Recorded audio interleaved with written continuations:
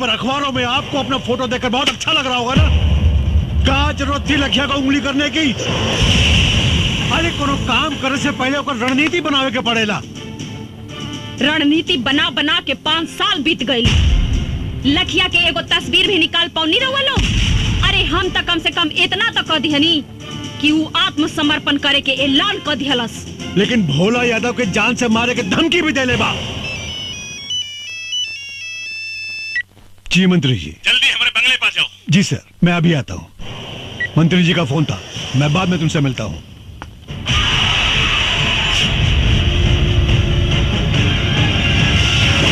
नेताजी शहर के पूरे दीवार पर लिखा गईल बा और पर्चा भी बटा गईल बा।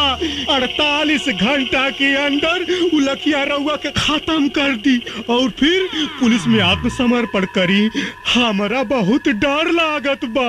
घंटा उखाड़ी लखिया साला हमार। अरे उस साला के तो हम ऊ हाल करब कि जिंदगी में कभी सोचले भी ना होई। ओकर सारे का हाथ पैर काट के ओकरे पछवाड़े में बांस घुसेड़ दे। ओकर सारे के जियल मुहाल हो जाई। हैं?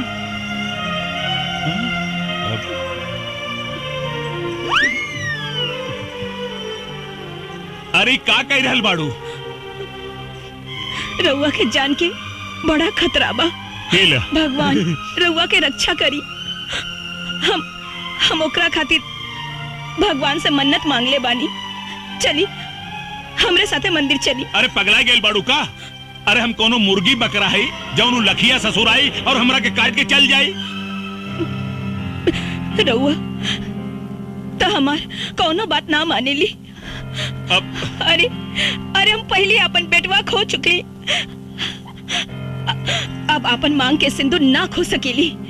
हे भगवान। नेताजी, भाभी जी जब कहते बानी तो चली चल के दर्शन कर ली मंदिर में।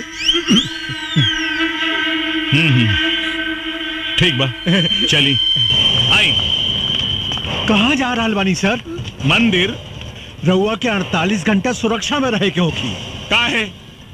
रउआ पर खतरा मंडरा रहल बा। कब तक रही खतरा? 2 दिन तक, सिर्फ 2 दिन। सीएम साहब से बात हो गई बा। पूरा इलाका के सील कर दिया गई बा। कमांडो फोर्स आ रहा बा। हेलीकॉप्टर से पूरा जंगल के सर्च कर जा रहा बा। अब वो लखिया के खात्मा 100% निश्चित बा सर। अब देखा रहुआ सर, हमरे मोतिहारी जिला के राहत के सांस मिली, राहत के। तो ठीक बा, रहुओ हमरे साथे मंदिर चली। हाँ, सरकार खाली 48 घंटा के बाद बा। काहे जान जोखिम में डालत हई? कहीं तो फोन करके शंकर भगवान के यहीं बुला ली, यहीं दर्शन कर ली। का बकरा है तू रे? सरकार मतलब पंडित जी के घर में बुला लेता नहीं, पूजा पाठ यहीं जे कर ली। अब सर ये बिल्कुल ठीक कर रहा बा, बिल्कुल ठीक कर रहा बा। तो ठीक बा, पंडित जी को बुलाए ले, पूजा यही हो जाई। अरे बाप रे, अरे बाप रे बाप। का भइल? अरे हे रानी, ये देखा का छपल बा हो। का छपल बा? छपल बा दारू पिए से 500 आदमी बीमार, 300 का लीवर डैमेज और 200 का किडनी डैमेज। तो यही नाते तो हम कहेली कि दारू पियब छोड़ दी। बाकी आप हमार बात सुने ली कहा? अच्छा, और नहीं तो का? हाँ ठीक बा। बंद माई का बंद। हमारा दिमाग डिस्टर्ब हो गई। आज के बाद बंद बंद बंद बंद। हाँ? एकदम बंद बंद बंद। हम आवतनी। अरे ये हमारा रसगुल्ला, ये भोरे भोरे सच के का आवाज आता हो। हम मंदिर जाता नहीं। अच्छा, कितना दिन से मंदिर मस्जिद में जाके देवी देवता से मन्नत मांगत रहनी कि रउआ जौन दिन शराब पियब छोड़ दे, वो दिन हमार जिंदगी के सबसे खुशी के दिन हुई। अच्छा हाँ, और आज भगवान हमार सुन लेहलन। हम जाता नहीं। अरे नास पीटी, एक बात बताओ, तो के कहलस कि हम शराब पियब बंद कर देनी? हे भगवान, अबे रउआ तो कहने की का कहनी है? आज से बंद, आज से बंद। ये जानो इधर आओ। हम ना कहनी है कि शराब पिए बंद, हम कहनी है इस साला कमीना अखबार घर में आज बंद। चल घर के अंदर। झलक दिखाए के मंदिरा जात है, शराब पिए बंद।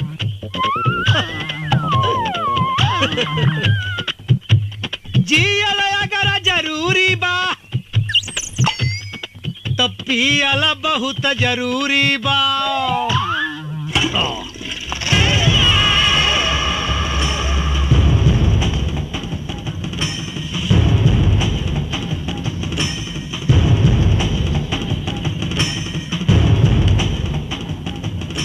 चित्रा सिंह जी, तोहरी नादानी की वजह से आज हमने की दिन देखे के पड़ रहल बा।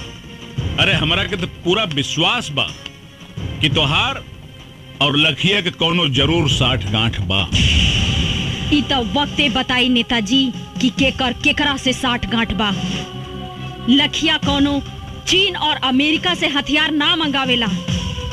ये तो आप लोगों का शासन प्रशासन ही इतना कमजोर है कि आप लोगों के हथियार से आप लोगों से ही लड़ रहा है। चित्रा! चिल्लाई मत, खाली जवाब दी। अगर लखिया पुलिस से टक्कर ले रहल बा तो ओकरा पास हथियार आवेला कहां से? तुम्हारे कहने का मतलब है कि प्रशासन उसे हथियार सप्लाई करता है? जी हाँ, शासन प्रशासन के कुछ गद्दार लोग जिनका पर्दाफाश बहुत जल्द होगा।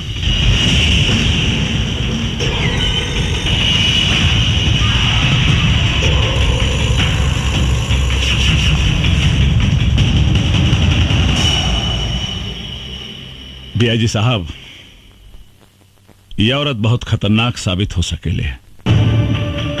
एकरा के कुछ करे के पड़ी। सर आप चिंता मत करी, एक करता हम वो हाल करब कि केहो के जिंदगी भर मुंह दिखाए लायक न रह जाए।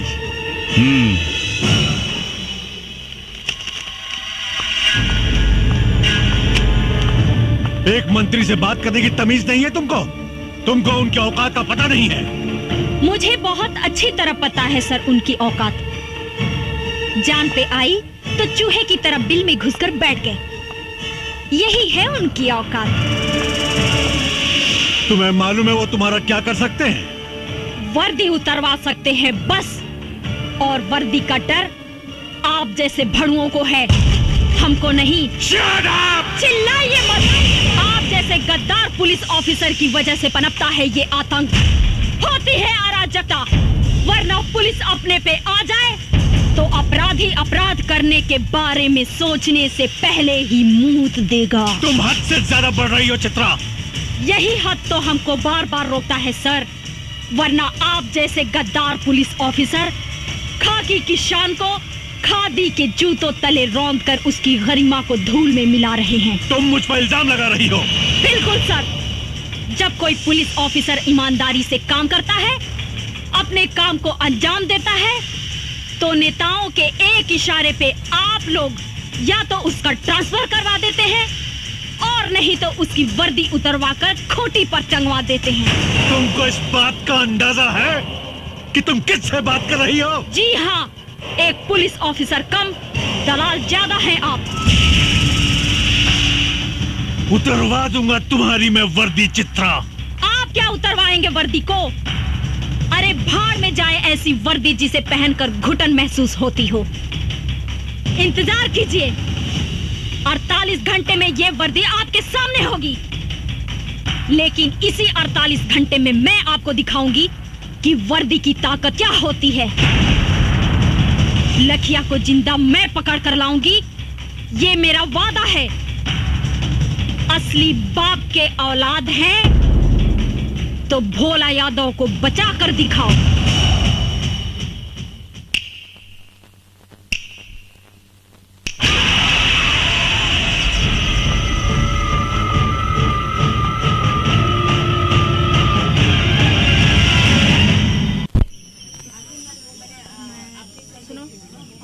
अच्छा कैमरे की लेंस सारा फोटोग्राफ सही से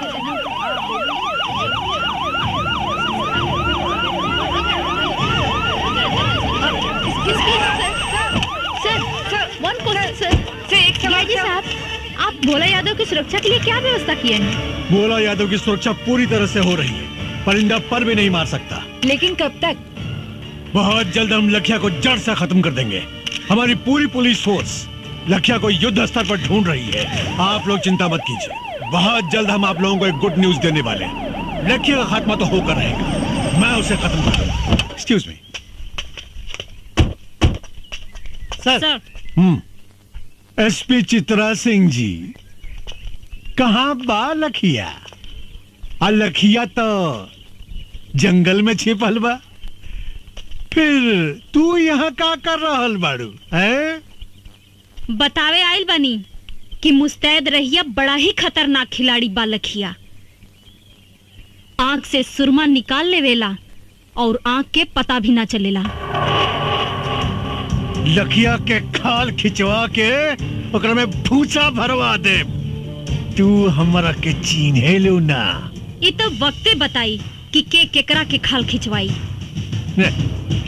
तहरा बात में तो लखिया के प्रति बड़ा हमदर्दी दिखाई देता है। ई राउर आंख के दोष बा, राउर नजर खराब हो गई बा, चश्मा लगवा ली। तभी से बात करा। और एक बात याद रखा, 2 घंटा बचल बा तारा के लखिया के गिरफ्तार करे में। अगर तू गिरफ्तार ना कैलू तो तोहार भी हम हुए हाल करब। जवन एसपी पवन सिंह के कैनी यही ना? चुप काहे हो गई? वर्दी के ताकत और वर्दी के औकात आपका जाने नी, हम जाने नी। डीआईजी साहब, जौना लखिया के रउआ लोग एगो तस्वीर तक हासिल ना कर पौनी, आज हम ओकरा साक्षात गिरफ्तार करके ले आइल बनी। कहाँ बा लखिया? तारा जेब में ना, राउर बाप भोला यादव के स्वागत में बा, चल के देख ली।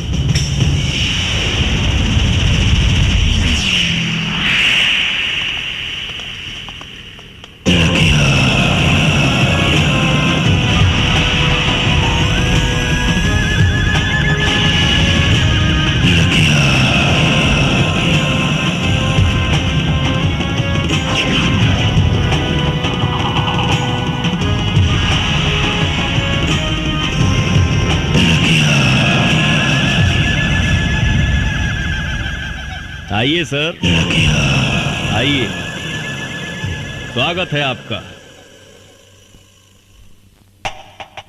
का भइल सर? हमके जिंदा देख के करंट लाग गइल का? ढेर मत सोची, हम ही यही पवन सिंह उर्फ लखिया। पवन सिंह को लखिया बनाने में सबसे बड़ा योगदान आप ही का है। अच्छा अच्छा, तत्ते ही हमें लखिया के आड़ में आतंक फैलावे वाला देशद्रोही पवन सिंह। देशद्रोही तते हमें जवानी वर्दी पहिर के देश के साथ गद्दारी कर रहा बड़े। पूछ अपना आत्मा से, पूछ अपना जमीर से, पूछ कि देशद्रोही ते हवे कि हम?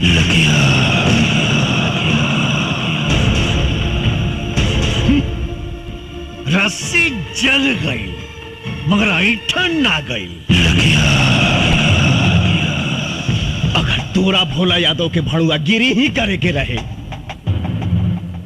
तई वर्दी उतार के करते। पवन सिंह चिल्लाओ मत,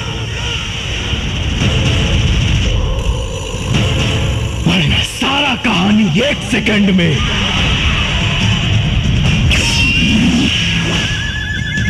खत्म कर दे।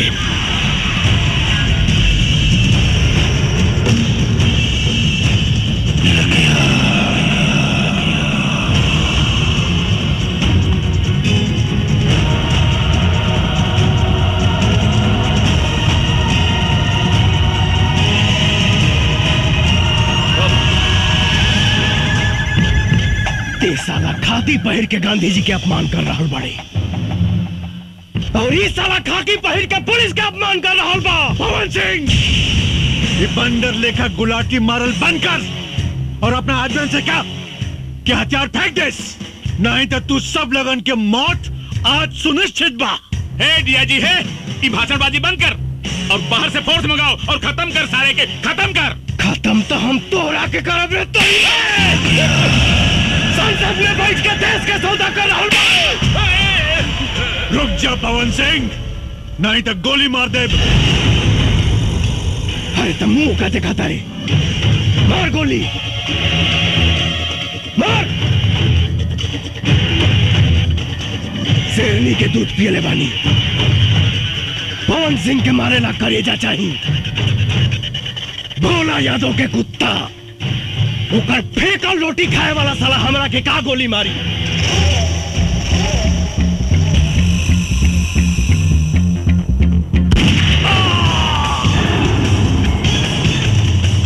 पवन सिंह, ये तुम ठीक नहीं कर रहे हो।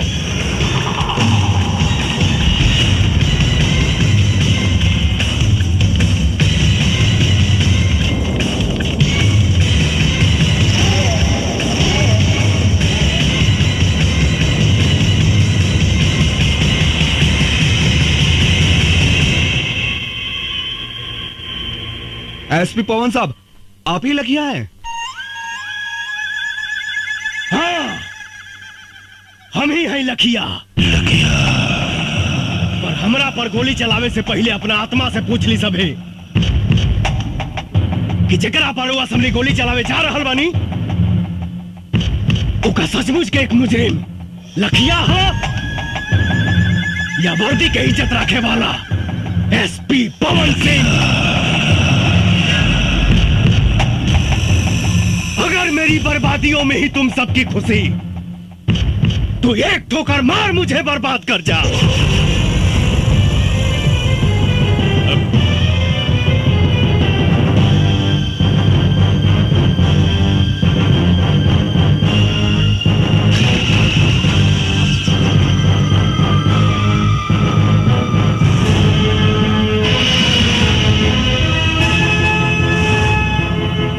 सर, हमने आपके जैसा ईमानदार पुलिस ऑफिसर नहीं देखा सर। हम आपके ऊपर गोली नहीं चला सकते सर। सर, अगर आप जैसे पुलिस ऑफिसर पर गोली चलाऊंगा तो घर जाके अपने बच्चों को क्या जवाब दूंगा? आप पर गोली चली तो हिंदुस्तान में भ्रष्टाचार और आतंक खत्म कर देने वाला आप जैसा ऑफिसर बनने की कोई भी हिम्मत नहीं करेगा सर। बंद करो ये बकवास। It's my order, shoot him. Sorry sir, हमें लखिया को मारने का आदेश मिला है, एसपी पवन सिंह को नहीं।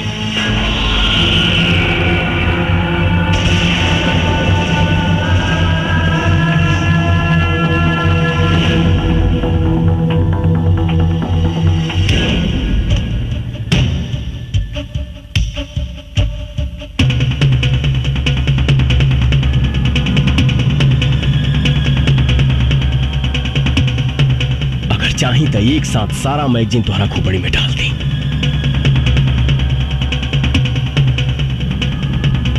लेकिन सर, आपकी मौत समस्या का समाधान नहीं। समस्या है भ्रष्टाचार, आतंक, और इसे हम पुलिस वाले ही खत्म करेंगे।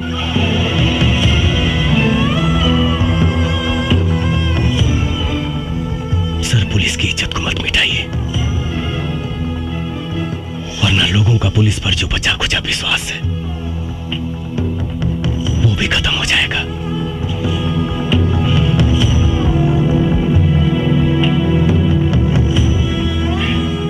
आपकी आने वाली पीढ़ी थूकेगी आप पर। सर, मैं ही अकेला भारत मां का बेटा नहीं हूं, भी उसी मां की कोख से जन्म लिए हैं। फिर आपका खून काला कैसे हो गया सर? बचा लीजिए इस वर्दी की गरिमा को प्लीज। बस बस मुझे अब और शर्मिंदा मत करो। इस हरामजादे नेता के हराम की कमाई खा खा कर मेरी आंखों पर पट्टी पड़ गया था। आज तुमने मेरी आंखें खोल दी, मेरे ज़मीर को जगा दिया है तुमने। मेरा दिल आज तुम्हें सैल्यूट करने को कह रहा है। आज सैल्यूट यू। मैं भूल गया था कि मैं भी एक देश का सिपाही हूं। ऐसे भ्रष्ट नेता जो देश को खा खा कर बर्बाद कर रहे हैं, आखिर नुकसान तो हमारा ही है ना। पवन, मैं इस वर्दी की कसम खाकर कहता हूं कि चाहे अंजाम जो कुछ भी हो, आज के बाद सिर्फ और सिर्फ मैं इंसाफ के लिए लड़ूंगा। वाह वाह वाह वाह, आपस में बड़ा भाईचारा फूट रहा बा। ए डीआईजी, ई मत भूल, तोर औकात एक होमगार्ड के भी ना रहल। तोरा के डीआईजी हम बनौली हम। अगर हम तोरा के बना सकीला ना तो तोरा के मिटा भी सकीला। हमारा से गद्दारी तोरा के बहुत भारी पड़ी।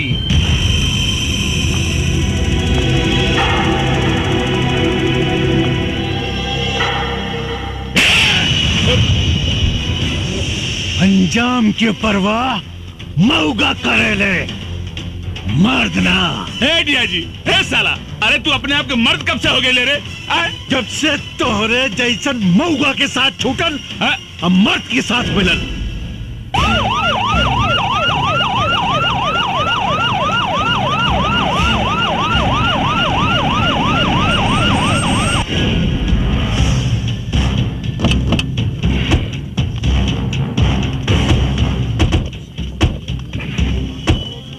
पवन, बहुत अच्छा हो गई।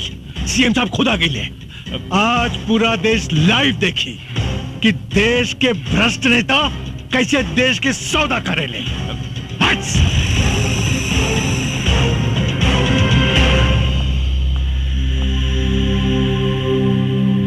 ये क्या हो रहा है डीआईजी? भोला यादव सुरक्षित तो हैं? जी सर, भोला यादव बिल्कुल सुरक्षित है, लेकिन लखिया ने उन्हें अपने कब्जे में ले लिया है। और एक बात सर, जिसे सुनकर आप सब लोगों को आश्चर्य होगा, लखिया और कोई नहीं, एसपी पवन सिंह ही है। क्या बकवास कर रहे हो?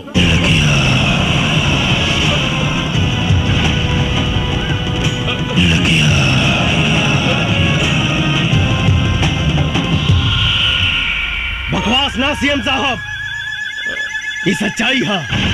जी हाँ सर, भोला यादव के कहने पर ही मैंने थाना लुटवाने का नाटक किया। पवन सिंह की गाड़ी में मैंने ही पैसे रखवाए।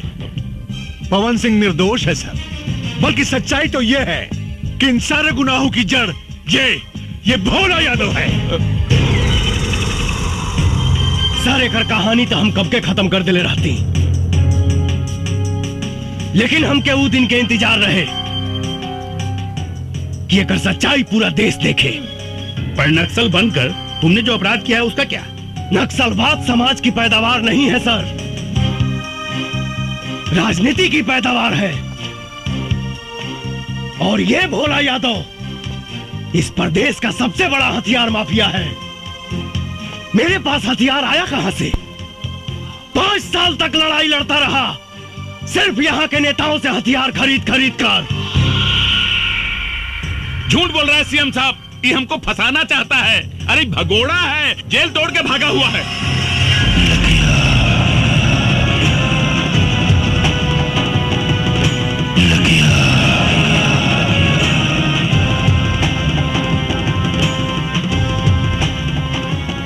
तोरा झूठ और सच के फैसला था अभी। सीटी करी लो रामायण। पवन, तुम अपने आप को कानून के हवाले कर दो और भोला यादव को छोड़ दो। मैं तुम्हें पूरा विश्वास दिलाता हूं, कानून तुम्हारे साथ इंसाफ जरूर करेगा। कानून भोला यादव के घर में झाड़ू लगावेला सर। कानून का सजा दे ये कि जिस भोला यादव की आप बात कर रहे हैं, आज से 25 साल पहले चाय की दुकान पे चाय बनाता था। एक हत्या के जुर्म में अंदर गया, बाहर आते ही प्रधान बना, ब्लॉक प्रमुख बना, विधायक बना और देखते ही देखते सांसद बन गया। कौन जानता है, हो सकता है कल को सीएम बने, परसों प्रधानमंत्री। क्या इस देश को हत्यारे चलाएंगे सर? सर, सरकार ने इसको 1 लाख की सैलरी और एक बंगला दिया है, लेकिन इसके पास 500 करोड़ की प्रॉपर्टी कहां से आई, किसी ने जानने की कोशिश की? नहीं। क्यों? सर, सच्चाई तो यह है कि इस देश को खतरा पाकिस्तान से नहीं, इस देश को खतरा चीन और जापान से नहीं, इस देश को खतरा है तो सिर्फ और सिर्फ यहाँ के नेताओं से है।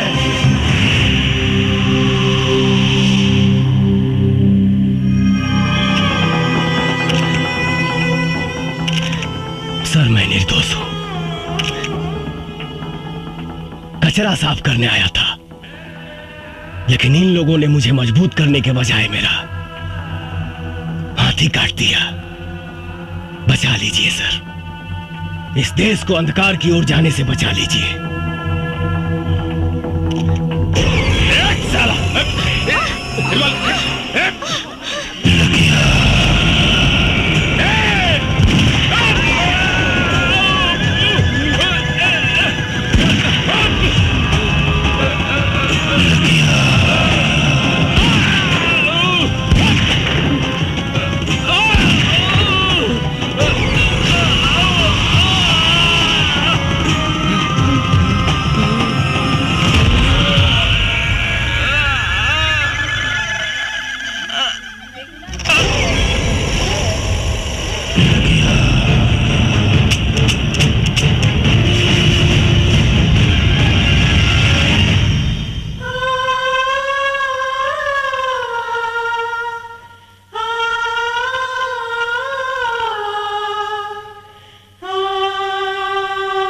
एसपी पवन सिंह ने वर्दी न पहनकर भी वर्दी वाला काम किया है।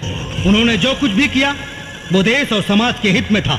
इसलिए अदालत एसपी पवन सिंह की वर्दी ससम्मान वापस करने का हुक्म देती है। इस देश को ऐसे सच्चे और ईमानदार पुलिस ऑफिसर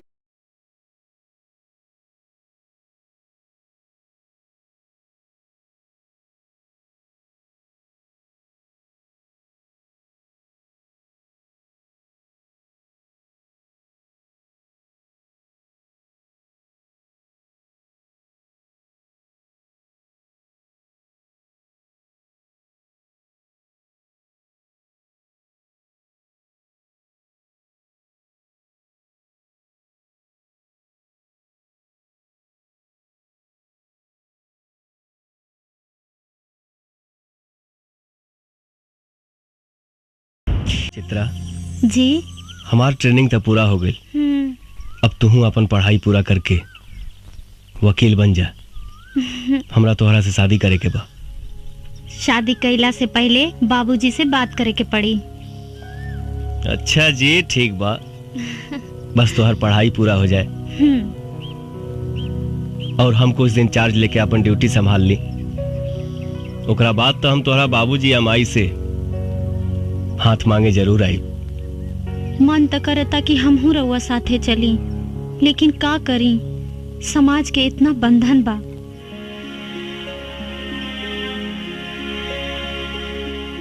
तन मन से हम तोहके अपन पत्नी मान चुकल बानी।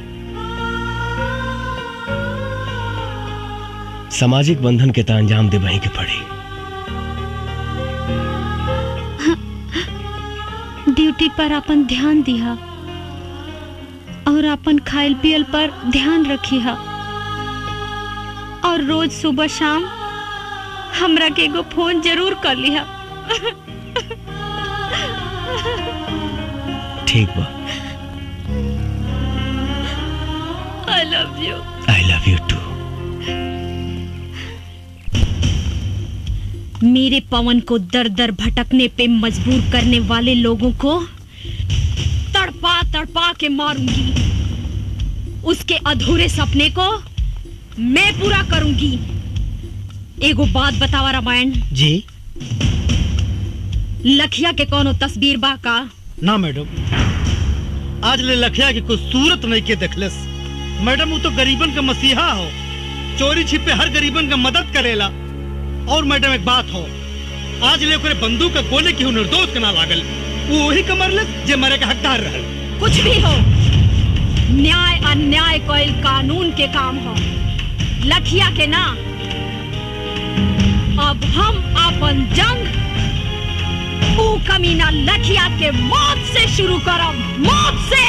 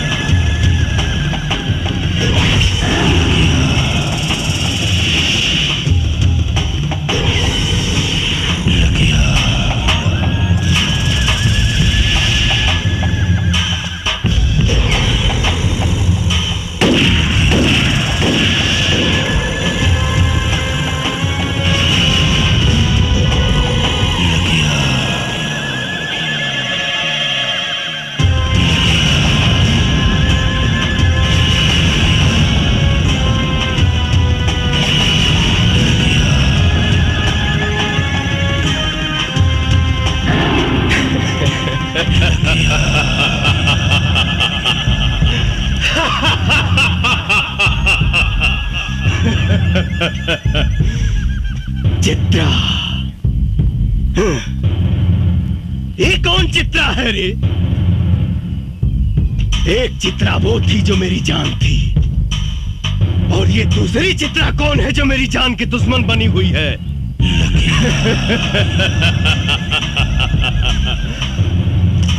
लखिया के मारे वाला भगवान के छोड़ के धरती पर केहू जन्म नहीं खेले ले।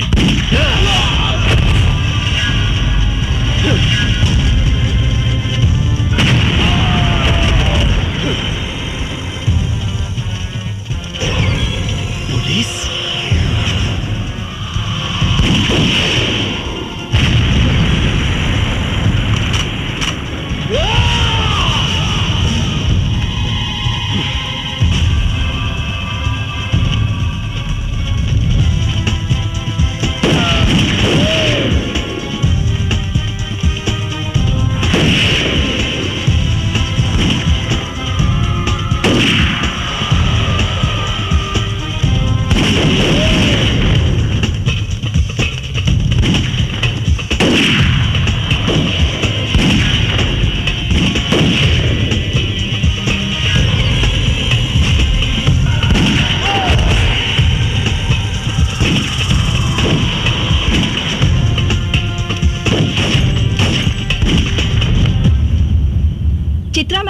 लखिया के अड्डे पे जो पुलिस ने छापा मारा है उसके बारे में कुछ बताना चाहेंगे आप? जो काम 5 सालों में नहीं हुआ, हमारी टीम ने उसे 5 दिनों में कर दिखाया। लखिया का अड्डा खत्म हो चुका है, वो बहुत ही कमजोर पड़ चुका है, बहुत जल्द ही वो पकड़ा भी जाएगा। हमने दूसरा अटैक उस पे करने का ऐलान भी कर दिया है। या तो वो प्रदेश छोड़ देगा, नहीं तो वो मारा जाएगा।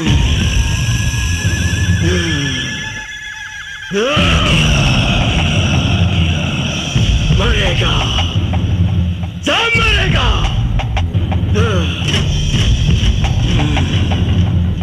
भोला यादव मरेगा, चित्रा मरेगी, DIG मरेगा।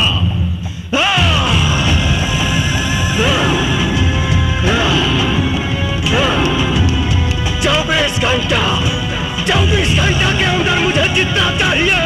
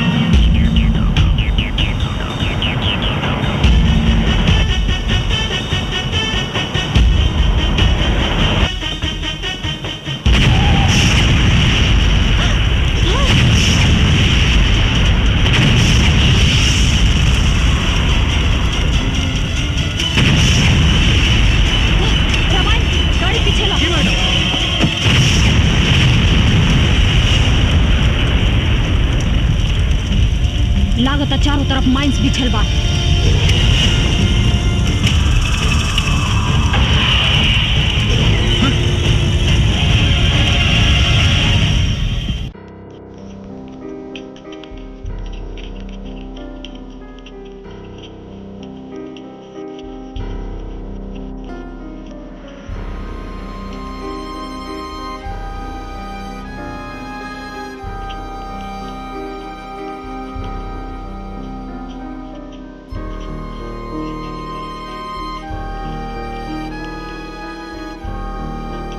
भैया इली राउंड शिकार आ गई।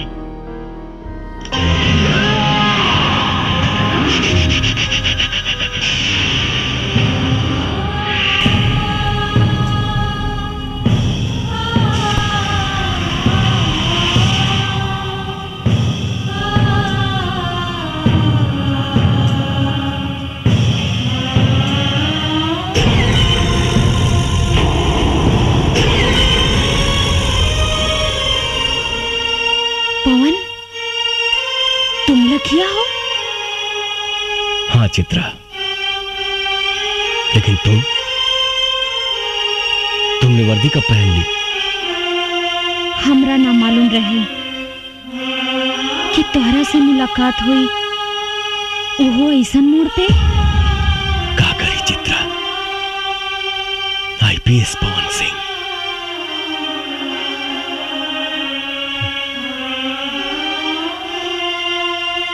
हालात हमके नक्सलवादी बना देलस। हमरा भी तो हर अधूरा सपना पूरा करेला वर्दी पहने पे मजबूर होके के पड़ल पवन। लेकिन पवन, कम से कम एक बार तो हमरा बारे में सोचता। अरे कम से कम एक बार हमरा से तू मिले तो आई रहता।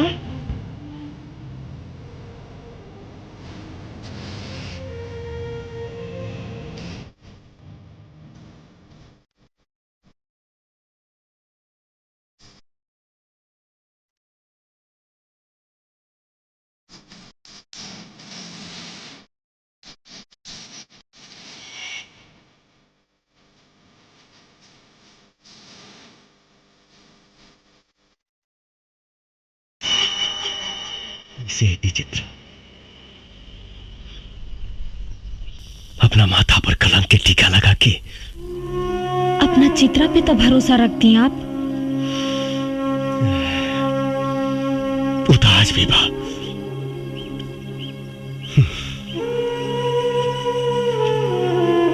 लेकिन सोचा, जौना लेखा के माई बाप अपना लेखा की याद में रो रो के मर गई, और वो अभागा अपना माई बाबूजी के चिता में आग तक ना लगा पौलस। हम तोहरा के काम होते गई थी, मर गई एसपी पवन सिंह।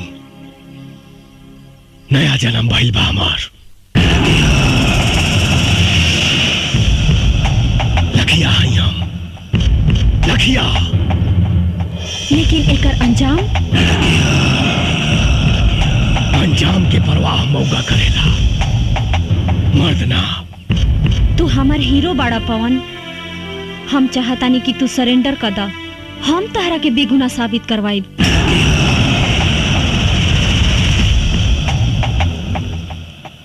कुछ ना करवाई वो तुम। कानून सजा दिलाई तहार दुश्मन भोला यादव के। कानून? कौना कानून के बात करता रू? कानून के भोला यादव रंडी बना के रख ले बा। अरे जौना देश में प्रधानमंत्री के हत्यारा के 12 साल बाद सजा मिलल, वो कानून के बात करता रू? संसद पे आक्रमण करे वाला के दामाद के तरह बैठा के सेवा कई जाता। कसाब जैसन हत्यारा के सुरक्षा में करोड़ों रुपया खर्च हो गई बा। वो कानून का सजा दी भोला यादव के? हमरा तोहरा कानून पे भरोसा नहीं खे। बहुत जल्द भोला यादव जेल के अंदर हुई पवन। तू हमरा ऊपर भरोसा रखा। तू ना समझ बाड़ू चित्रा। हिंदुस्तान के जेल अपराधियन खातिर कोनो 5 स्टार होटल से कम नहीं के। शायद तोहरा मालूम नहीं थे, इस देश में 25,000 ऐसे अपराधी हैं जो जेल के अंदर से अपना कारोबार चलाते हैं। 2500 अपराधी जेल के अंदर से किसी न किसी मंत्री या सांसद के लिए काम करते हैं। 250 अपराधी जेल के अंदर से चुनाव लड़ते हैं और 25 ऐसे अपराधी हैं जो जेल के अंदर से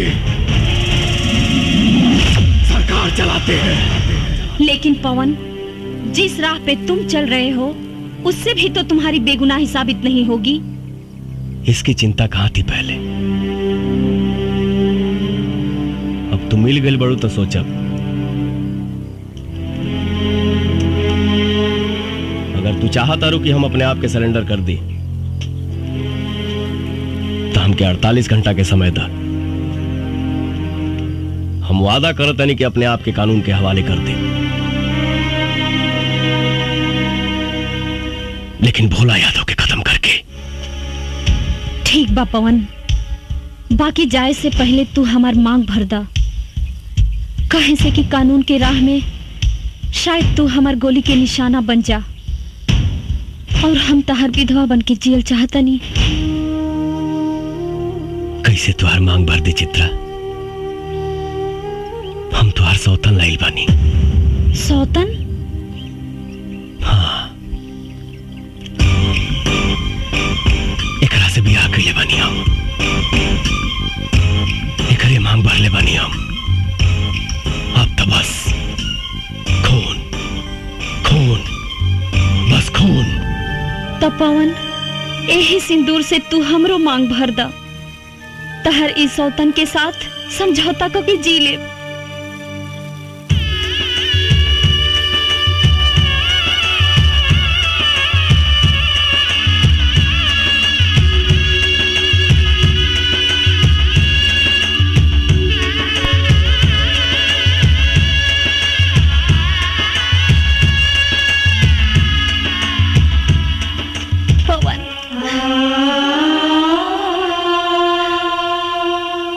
एसपी चित्रा, आप जहां कहीं भी हो हमें सिग्नल दें। पुलिस चारों तरफ से जंगल को घेर चुकी है।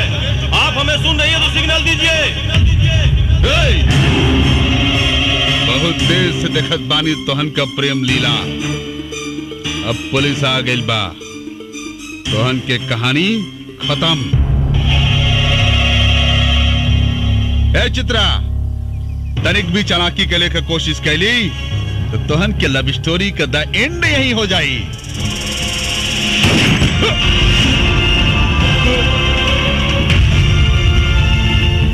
रामायण साला दोगला पुलिस वाले पर गोली चलाता है।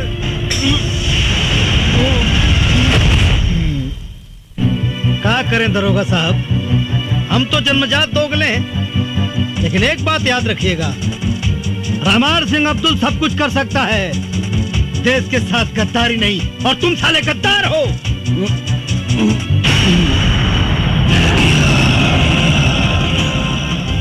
राजपूत के वादा बा 48 घंटा में मिला।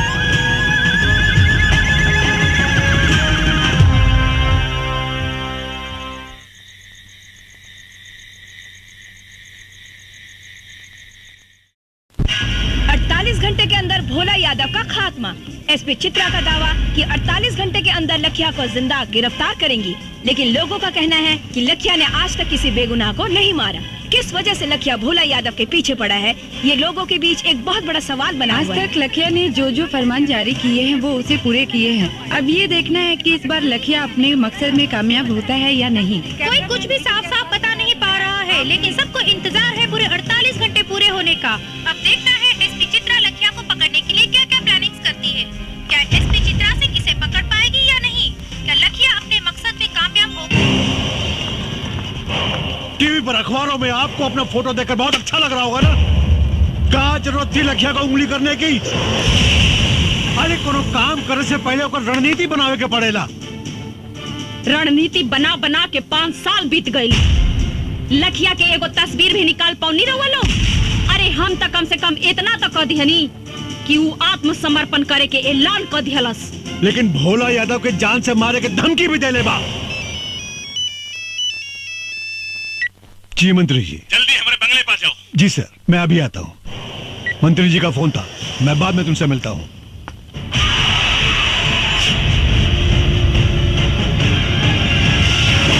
नेताजी शहर के पूरे दीवार पर लिखा गईल बा और पर्चा भी बटा गईल बा।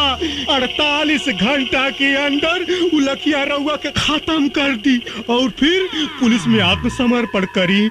हमारा बहुत डर लागत बा। घंटा उखाड़ी लखिया साला हमार।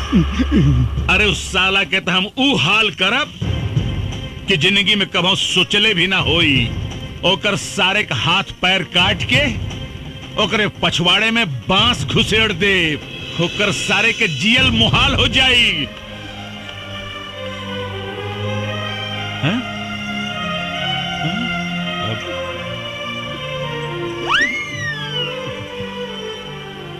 अरे का कह रहल बाड़ू? रउआ के जान के बड़ा खतरा बा। केला भगवान रउआ के रक्षा करी। हम ओकरा खातिर भगवान से मन्नत मांग ले बानी। चली हमरे साथे मंदिर चली। अरे पगला गेल बाड़ू का? अरे हम कोनो मुर्गी बकरा है जौन लखिया ससुर आई और हमरा के काट के चल जाई।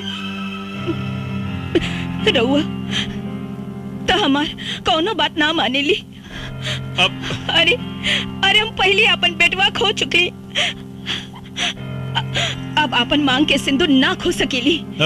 हे भगवान। नेताजी भाभी जी जब कहते बानी तो चली चल के दर्शन कर ली मंदिर में। ठीक बा चली आई। कहाँ जा रहा बानी सर? मंदिर। रउआ के 48 घंटा सुरक्षा में रहे के होखी। का है? रउआ पर खतरा मंडरा रहल बा। कब तक रही खतरा? 2 दिन तक, सिर्फ 2 दिन। सीएम साहब से बात हो गई बा। पूरा इलाका के सील कर दिया गई बा। कमांडो फोर्स आ रहा बा।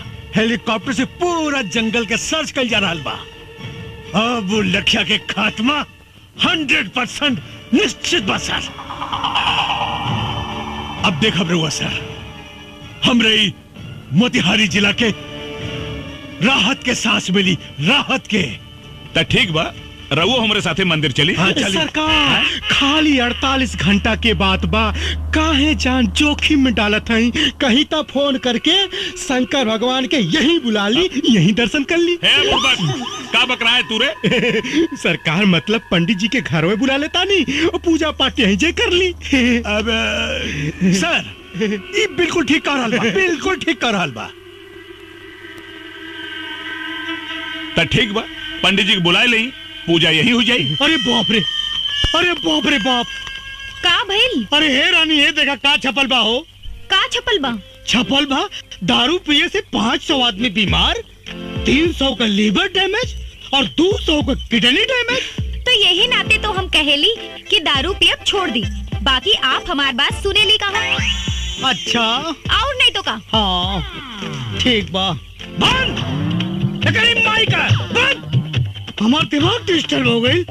आज के बाद बंद बंद बंद बंद। हाँ? एकदम बंद बंद बंद। हम आवत नहीं। अरे ये हमारा रसगुल्ला, ये भोरे भोरे सच के का आवाज आता हो। हम मंदिर जाता नहीं। अच्छा, कितना दिन से मंदिर मस्जिद में जाके देवी देवता से मन्नत मांगत रहनी। हाँ। कि रउआ जौन दिन शराब पियब छोड़ दे, वो दिन हमार जिंदगी के सबसे खुशी के दिन हुई। अच्छा हाँ, और आज भगवान हमार सुन लेहलन।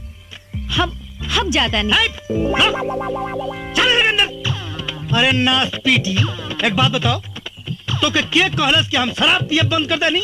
हे भगवान, अबे रउआ तो कहनी की। का कहनी हो? आज से बंद, आज से बंद। ये जानो, इधर आओ। हम इना कहनी है कि शराब पिए बंद, हम कहनी है इस साला कमीना अखबार घर में आज बंद। चल घर के अंदर। झलक दिखाए कि मंदिर जात है, शराब पिए बंद।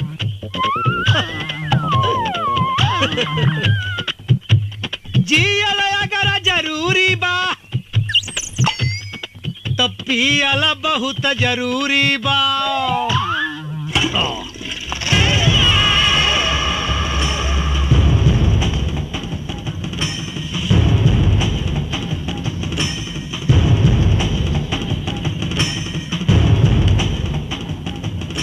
चित्रा सिंह जी, तोहरी नादानी की वजह से आज हमने की दिन देखे के पड़ रहल बा। अरे हमरा के तो पूरा विश्वास बा कि तोहार और लखिया के कोनो जरूर साठ गांठ बा। ई तो वक्ते बताई नेताजी कि केकर केकरा से साठ गांठ बा। लखिया कोनो चीन और अमेरिका से हथियार ना मंगावेला। ये तो आप लोगों का शासन प्रशासन ही इतना कमजोर है कि आप लोगों के हथियार से आप लोगों से ही लड़ रहा है। चित्रा! चिल्लाई मत, खाली जवाब दी। अगर लखिया पुलिस से टक्कर ले रहल बा तो ओकरा पास हथियार आवेला कहां से? तुम्हारे कहने का मतलब है कि प्रशासन उसे हथियार सप्लाई करता है? जी हाँ, शासन प्रशासन के कुछ गद्दार लोग जिनका पर्दाफाश बहुत जल्द होगा।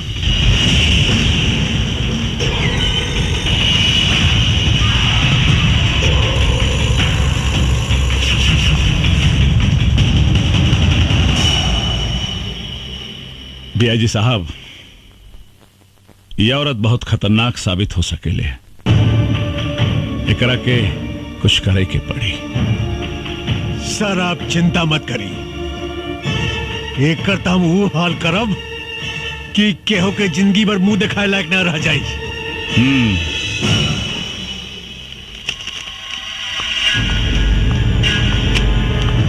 एक मंत्री से बात करने की तमीज नहीं है तुमको? तुमको उनके औकात का पता नहीं है? मुझे बहुत अच्छी तरह पता है सर उनकी औकात। जान पे आई तो चूहे की तरह बिल में घुसकर बैठ गए। यही है उनकी औकात। तुम्हें मालूम है वो तुम्हारा क्या कर सकते हैं? वर्दी उतरवा सकते हैं बस।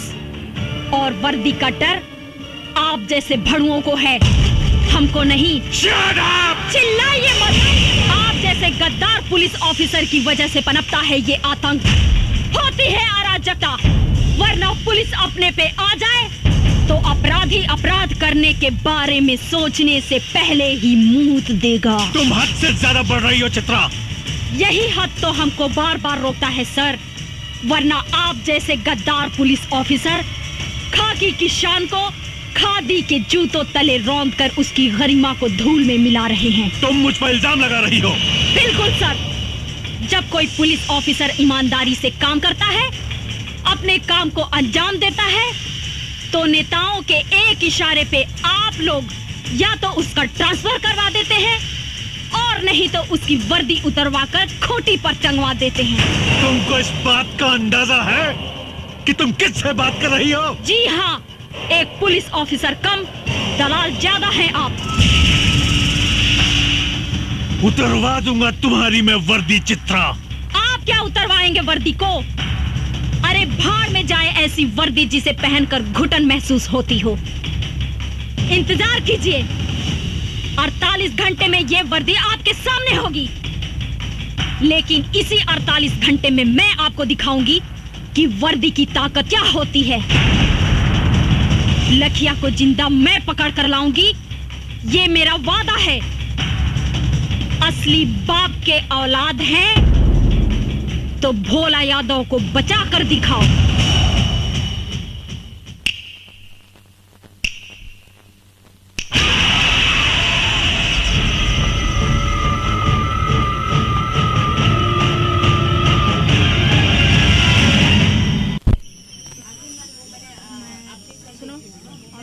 अच्छा, कैमरे की लेंस सही से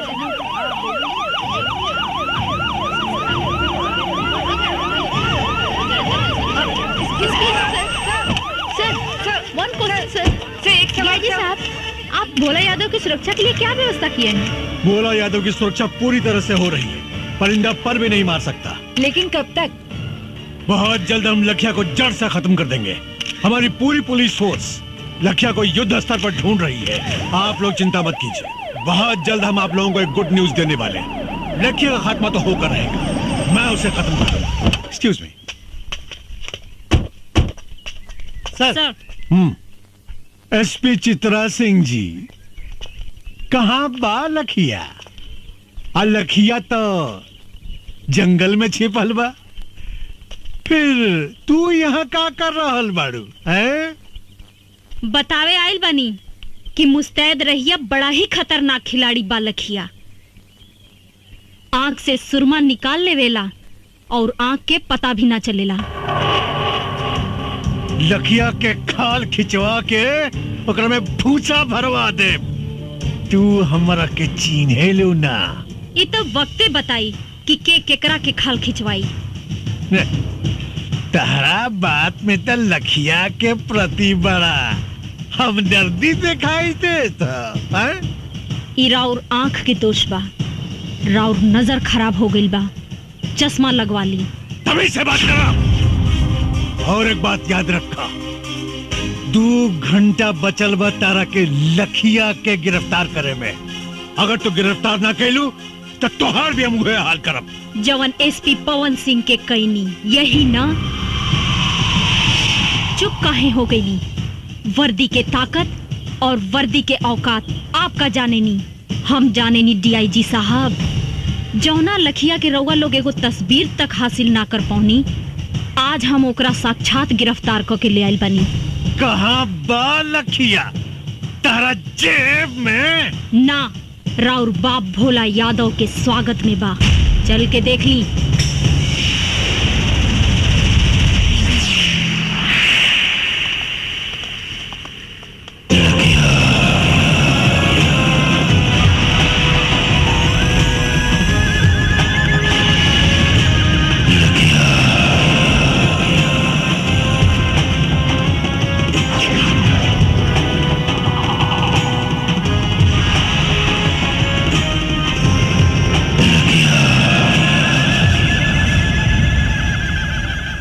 आइए सर, आइए, स्वागत है आपका।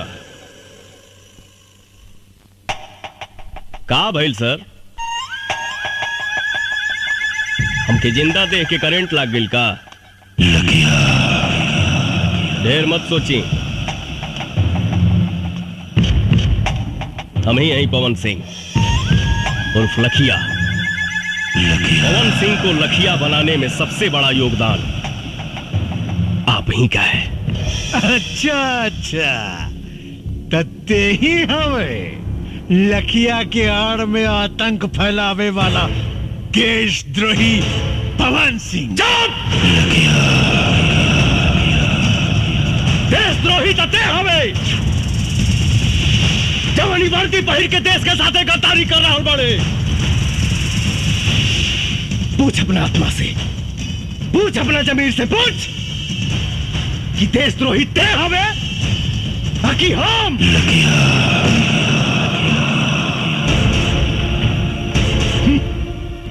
रस्सी जल गई मगर ऐठन ना गई। अगर तोरा भोला यादव के भड़ुआ गिरी ही करे के रहे तई वर्दी उतार के करते। पवन सिंह चिल्लाओ मत, वरना सारा कहानी 1 सेकंड में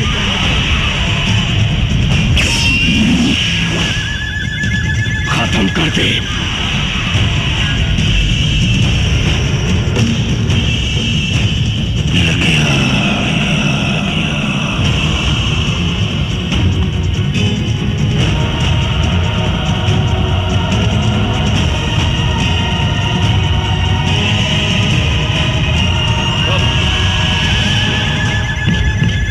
साला खाकी पहिर के गांधी जी के अपमान कर रहा बड़े, और ये साला खाकी पहिर के पुलिस के अपमान कर रहा बा। पवन सिंह, ये बंदर लेखा गुलाटी मारल बंद कर और अपना आदमी से क्या कि हथियार फेंक दे, नहीं तो तू सब लगन के मौत आज सुनिश्चित बा।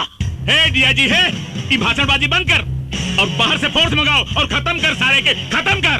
खत्म तो हम तोहरा के करब रे। तो संसद में बैठ के देश के सौदा कर रहा बा। रुक जा पवन सिंह, नहीं तो गोली मार दे। अरे तो मुंह का दिखाता रे। मार गोली, मार।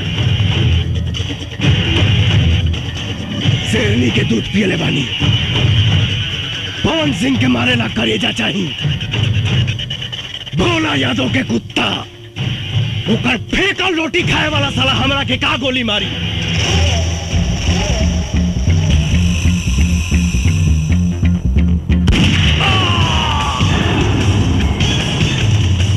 पवन सिंह, ये तुम ठीक नहीं कर रहे हो।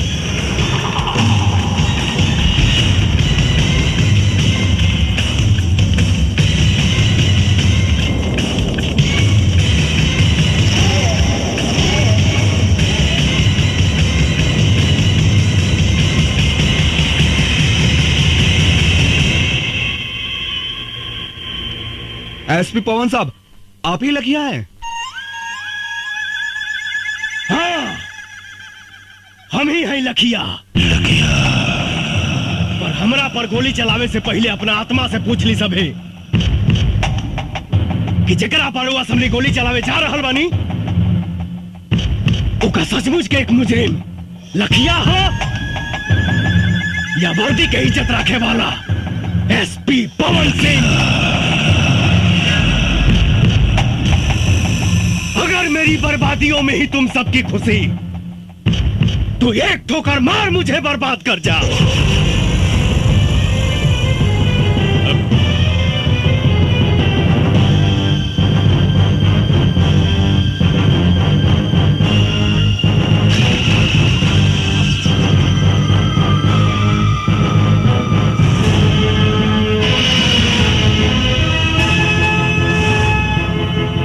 सर, हमने आपके जैसा ईमानदार पुलिस ऑफिसर नहीं देखा सर।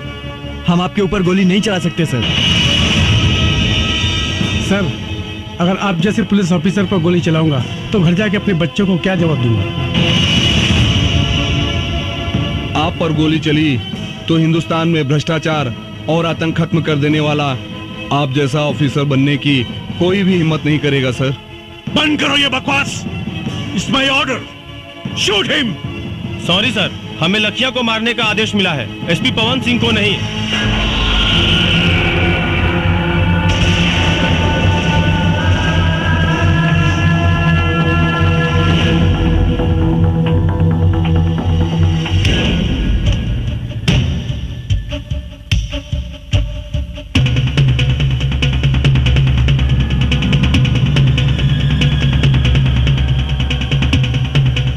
चाही तो एक साथ सारा मैगजीन तुम्हारा खोपड़ी में डाल दी।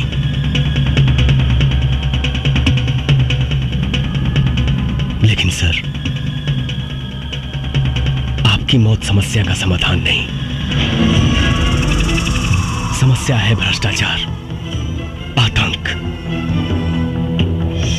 और इसे हम पुलिस वाले ही खत्म करेंगे।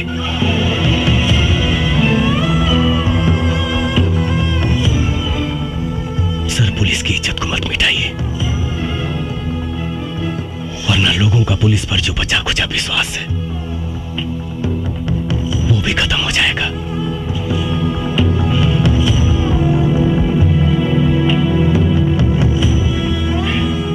आपकी आने वाली पीढ़ी थूकेगी आप पर। सर, मैं ही अकेला भारत मां का बेटा नहीं हूं, भी उसी मां की कोख से जन्म लिए हैं। फिर आपका खून काला कैसे हो गया सर? बचा लीजिए इस वर्दी की गरिमा को प्लीज। बस बस, मुझे अब और शर्मिंदा मत करो। इस हरामजादे नेता के हराम की कमाई खा खा कर मेरी आंखों पर पट्टी पड़ गया था। आज तुमने मेरी आंखें खोल दी, मेरे ज़मीर को जगा दिया है तुमने। मेरा दिल आज तुम्हें सैल्यूट करने को कह रहा है। आई सैल्यूट यू। मैं भूल गया था कि मैं भी एक देश का सिपाही हूं। ऐसे भ्रष्ट नेता जो देश को खा खा कर बर्बाद कर रहे हैं, आखिर नुकसान तो हमारा ही है ना। पवन, मैं इस वर्दी की कसम खाकर कहता हूं कि चाहे अंजाम जो कुछ भी हो, आज के बाद सिर्फ और सिर्फ मैं इंसाफ के लिए लड़ूंगा। वाह वाह वाह वाह, आपस में बड़ा भाईचारा फूट रहल बा। ए डीआईजी, ई मत भूल, तोर औकात एक होमगार्ड के भी ना रहल। तोरा के डीआईजी हम बनौली हम। अगर हम तोरा के बना सकिला ना तो तोरा के मिटा भी सकिला। हमारा से गद्दारी तोरा के बहुत भारी पड़ी।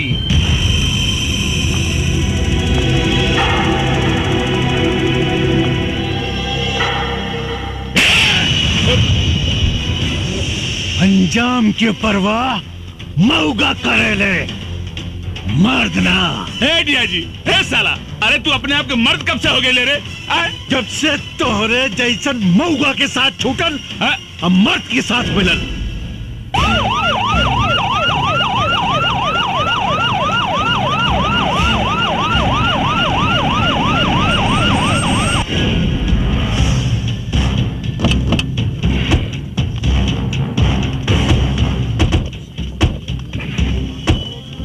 पवन, बहुत अच्छा हो गई। सीएम साहब खुद आ गए। आज पूरा देश लाइव देखी कि देश के भ्रष्ट नेता कैसे देश के सौदा करेले।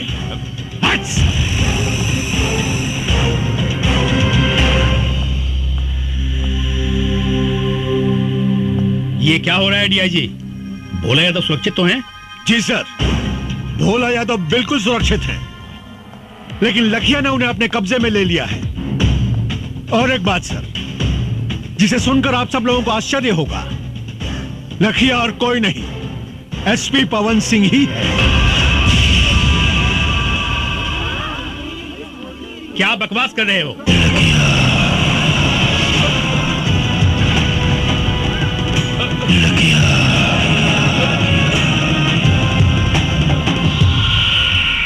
बकवास ना सीएम साहब, ये सच्चाई है। जी हाँ सर, भोला यादव के कहने पर ही मैंने थाना लुटवाने का नाटक किया। पवन सिंह की गाड़ी में मैंने ही पैसे रखवाए। पवन सिंह निर्दोष है सर, बल्कि सच्चाई तो यह है कि इन सारे गुनाहों की जड़ ये भोला यादव है। सारे कर कहानी तो हम कब के खत्म कर दिले रहती, लेकिन हम क्या वो दिन के इंतजार रहे कि अगर सच्चाई पूरा देश देखे। पर नक्सल बनकर तुमने जो अपराध किया है उसका क्या? नक्सलवाद समाज की पैदावार नहीं है सर, राजनीति की पैदावार है। और ये भोला यादव इस प्रदेश का सबसे बड़ा हथियार माफिया है। मेरे पास हथियार आया कहां से? 5 साल तक लड़ाई लड़ता रहा, सिर्फ यहां के नेताओं से हथियार खरीद कर। झूठ बोल रहा है सीएम साहब, ये हमको फंसाना चाहता है। अरे भगोड़ा है, जेल तोड़ के भागा हुआ है।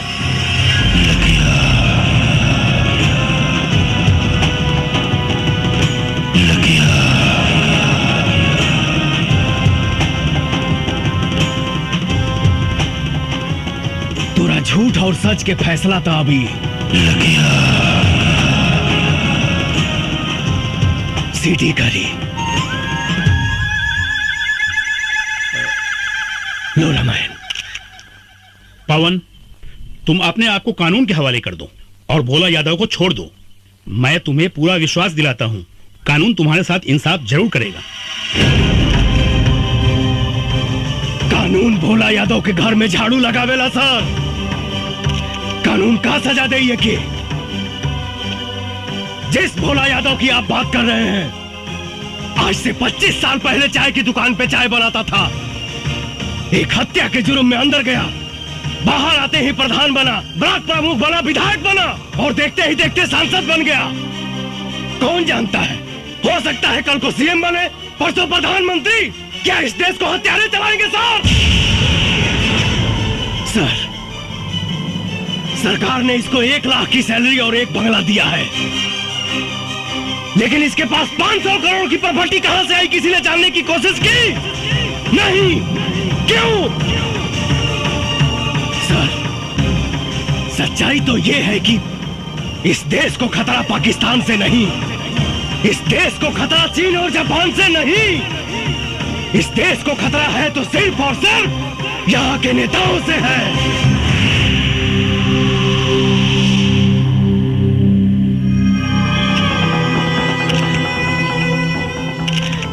सर, मैं निर्दोष हूं, कचरा साफ करने आया था, लेकिन इन लोगों ने मुझे मजबूत करने के बजाय मेरा हाथ ही काट दिया। बचा लीजिए सर, इस देश को अंधकार की ओर जाने से बचा लीजिए।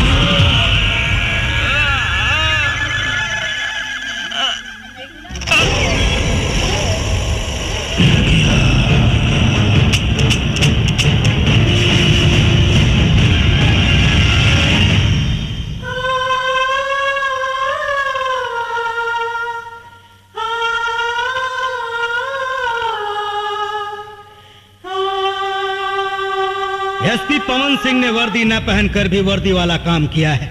उन्होंने जो कुछ भी किया वो देश और समाज के हित में था। इसलिए अदालत एसपी पवन सिंह की वर्दी ससम्मान वापस करने का हुक्म देती है। इस देश को ऐसे सच्चे और ईमानदार पुलिस ऑफिसर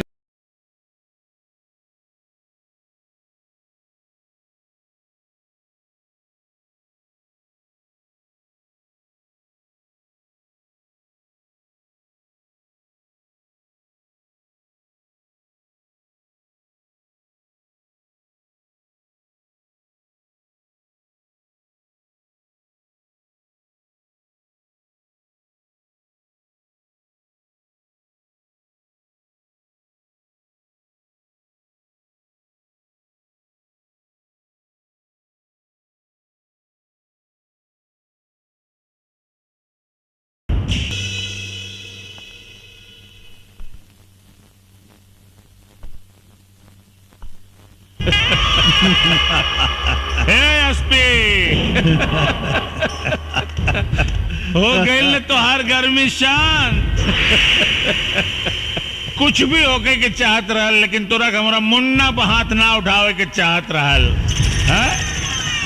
तू हमारा मुन्ना के कोर्ट में ले जाए के सपना देखत रहले। हाँ, सपना तो सच हो गई। अब कोर्ट में मुन्ना ना, तू जाइबे, तू और कटघरा में भी तू ही खड़ा रहबे। डीआईजी साहब देखली ना, एसपी पवन सिंह के हीरो से जीरो बना देली। चुप!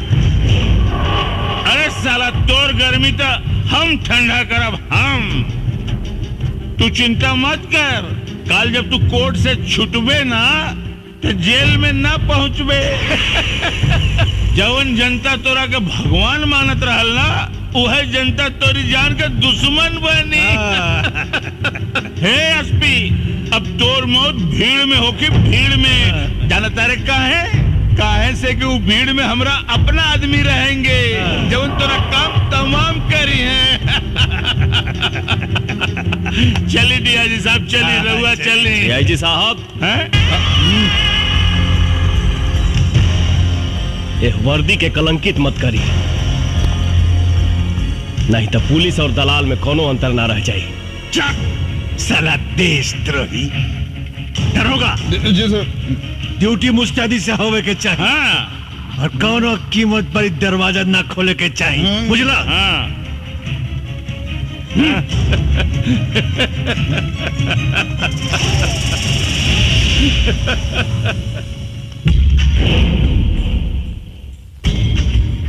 माननीय एसपी साहब, देखी ना पासा कैसे पलट गई। अभी कुछ देर में विक्रम बाबू आ रहे हैं। जैसे आपने उनकी सेवा की थी ना, वैसे ही आपकी सेवा वो आज करेंगे। सॉरी सर।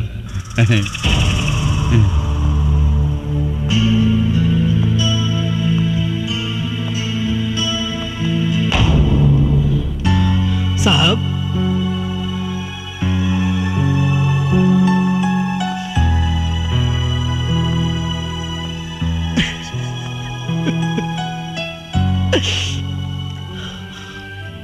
बेगुनाही के सबूत देवे खातिर हमरा यहां से निकल के पड़ी। रामायण, कसम हमके निकाल यहां से, न तो ये साला हमके खत्म कर दिए सन। साहब आप चिंता मत करिए साहब, अल्लाह चाहिए तो दुर्गा माई सब ठीक कर दिए साहब। रामायण, क्या खुसर पुसर चल रहा है? खुसर फुसर का चलेगा सर, साहब को खाना देने आए। ठीक है साहब, खाना खा लीजिए। ना रामायण, आपकी भाभी ने बड़े प्यार से भेजा है सर, खा लीजिएगा प्लीज।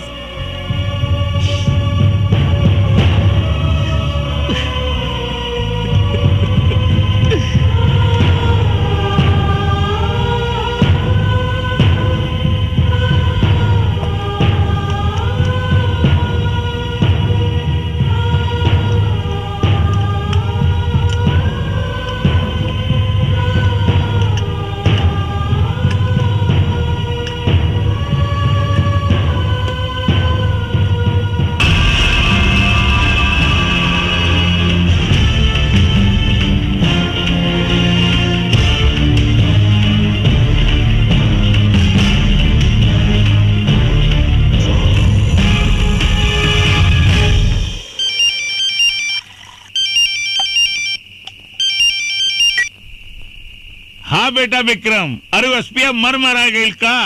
अरे मार मार के सारे का हाथ गोड़ तोड़ दी है, छोड़ी मत। अरे क्या मारी बाबूजी? अरे केकरा के मारी? उस साला एसपी तो ताला तोड़ के भागिल बा। भाग गई? हाँ बाबूजी। अरे पीछा कर सारे के, गोली मार दे, बचे के ना चाही। हम अब यहाँ होता नहीं, हम अब यहाँ होता नहीं। हाँ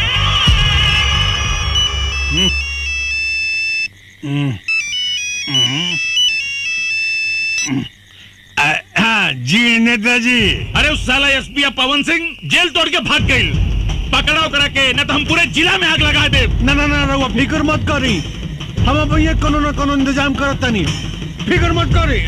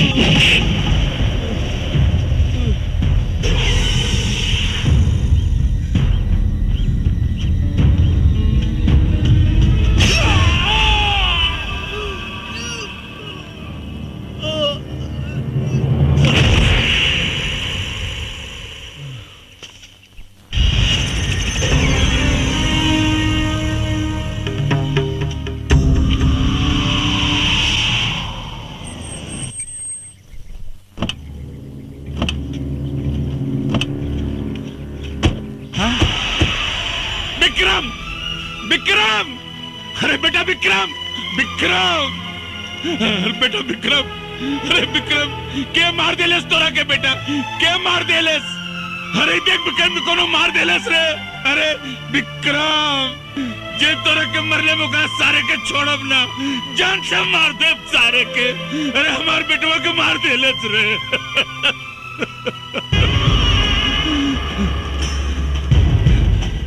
एसपी पवन सिंह, हम तोरा के जान से मार दे सारे, हम तोरा के ना छोड़ा।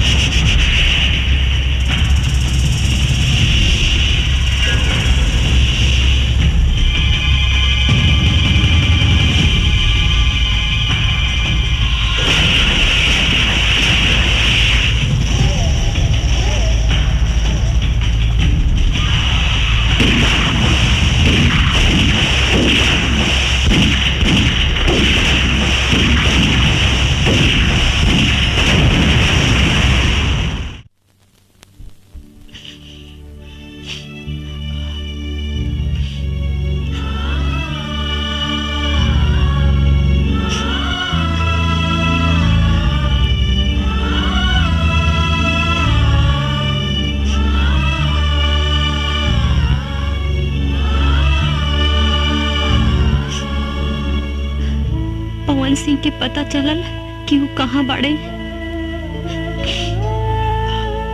मैडम, हम साहब के बहुत ढूंढनी, पूरे इलाका के चप्पा चप्पा ढूंढनी, बाकी कुछ पता ना चल कि साहब कहाँ बाड़े। उनके परिवार से केहू आई रहले का? उनके माई बाबू आयल रहे, अपने औलाद के वो दोनों कहां कहां ना ढूंढ ले, लेकिन कहीं पहले ना। तड़प तड़प के रोते रहने दोनों जने बेचारे। उन लोगों के दुख देख के ना मैडम पेड़ पौधा तक रो देलस। पता था यहां तक चलल है मैडम कि उनके माए बाबू अपने औलाद के गम में रो रो के दुनिया छोड़ डालन।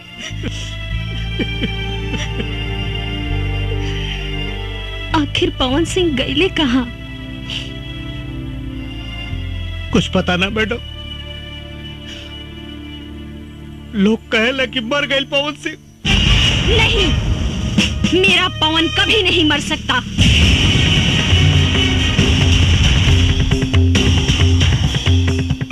उसका विचार, उसका लक्ष्य आज भी जिंदा है। मैं पूरा करूंगी उसे। अपने पवन के सपनों को मैं पूरा करूंगी। मैडम, हम कुछ समझ नहीं ना। आपका पवन सिंह, आप जाने लो पवन सिंह साहब के? हाँ रामायण, पवन सिंह हमारे होने वाले पति थे। शादी होने वाली थी हमारी उनसे। हम दोनों बहुत प्यार करते थे एक दूसरे से। हमारा प्यार कॉलेज से शुरू हुआ था। तो हमेशा लेट आवेलू चित्रा। अरे आज कितना लेट हो गई ना। ये क्या बदतमीजी है? अंग्रेजी में समझाई कि हिंदी में? व्हाट? रैगिंग रैगिंग हो रहा बा। तो हमरा के करा ना रैगिंग। Half ticket. हम हाफ टिकट नहीं की, तोरा नहीं क्या मालूम? कॉलेज में जितना लड़की भी है ना, वो सब हमार गर्लफ्रेंड भी है। अच्छा हाँ। ये बोले कर इतना तक इन्हें क्या करता? तू रास्ता से हटबा कि ना? पहले हमारा सवाल के जवाब द, तबे हटब। कैसन सवाल? आई लव यू के हिंदी में का कहल जाला? हाँ बोला बोला बोला बोला बोला क्या निकू बोला बोला ना, जल्दी बोला। Shut up. गलत जवाब। आई लव यू के मतलब बोला मैं तुमसे प्यार करती हूँ। तोहसे? अरे तोहसे तो हमार जूती भी ना प्यार करे। चलो हो। चलो।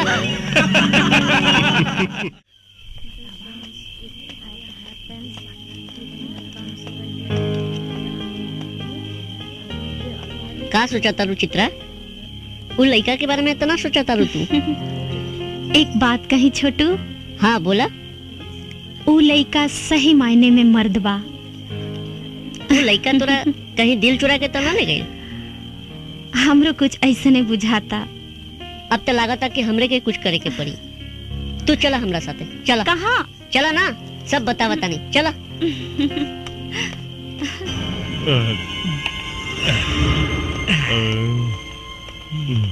कहाँ ले जाता रहा छोटू?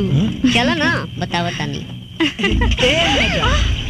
इतना रात के, इतना सज धज के, ई हाफ टिकट के साथे कहवा घूमे जाता हो? छोड़ा रास्ता जाए दो। और ना जाए देव तो ठीक ना होई।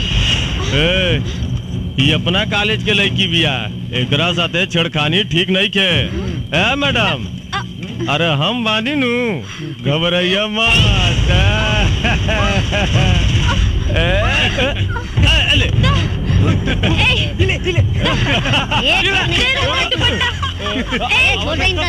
अच्छा ना हुई रे। दुपट्टा दे रे।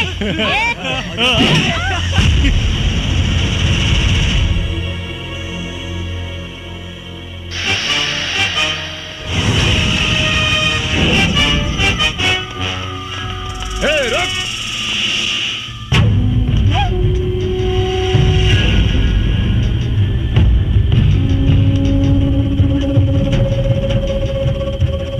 कॉलेज में पढ़ाई करे आइल बड़ा लोग, पढ़ाई करा जा, लड़की बाजी ना।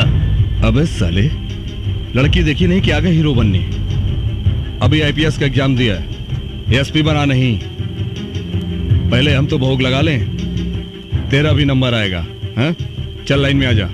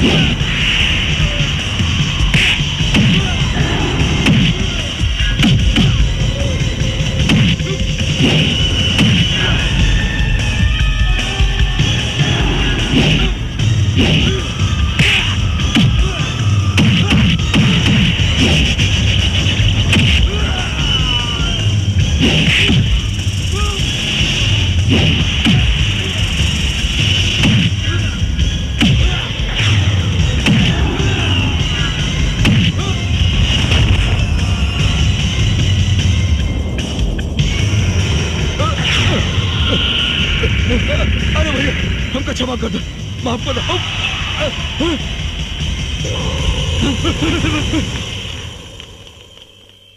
चित्रा जी, हमार ट्रेनिंग तो पूरा हो गई। अब तू अपन पढ़ाई पूरा करके वकील बन जा। हमरा तोहरा से शादी करे के बा। शादी कैला से पहले बाबूजी से बात करे के पड़ी। अच्छा जी, ठीक बा। बस तोहर पढ़ाई पूरा हो जाए और हम कुछ दिन चार्ज लेके अपन ड्यूटी संभाल ली। ओकरा बाद तो हम तोहरा बाबूजी या माई से हाथ मांगे जरूर आई। मन त करता कि हमहू रउआ साथे चली, लेकिन का करी, समाज के इतना बंधन बा।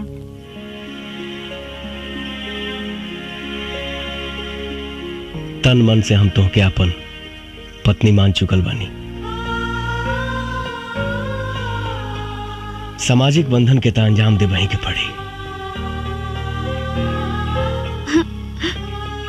ड्यूटी पर अपन ध्यान दिहा और अपन खाइल पियल पर ध्यान रखिहा, और रोज सुबह शाम हमरा के एगो फोन जरूर कर लिहा।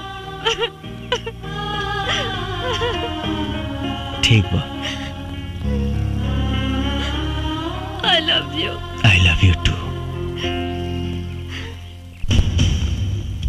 मेरे पवन को दर दर भटकने पे मजबूर करने वाले लोगों को तड़पा तड़पा के मारूंगी।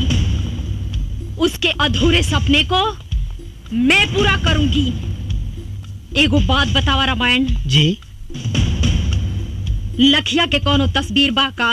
ना मैडम, आज ले लखिया की कोई सूरत नहीं के देखलस। मैडम वो तो गरीबन का मसीहा हो, चोरी छिपे हर गरीबन का मदद करेला। और मैडम एक बात हो, आज ले ओकरे बंदूक का गोले की निर्दोष के ना लागल, वो वही कमरलस जे मरे का हकदार रहल। कुछ भी हो, न्याय अन्याय कोई कानून के काम हो, लखिया के ना। अब हम अपन जंग ऊ कमीना लखिया के मौत से शुरू करब, मौत से।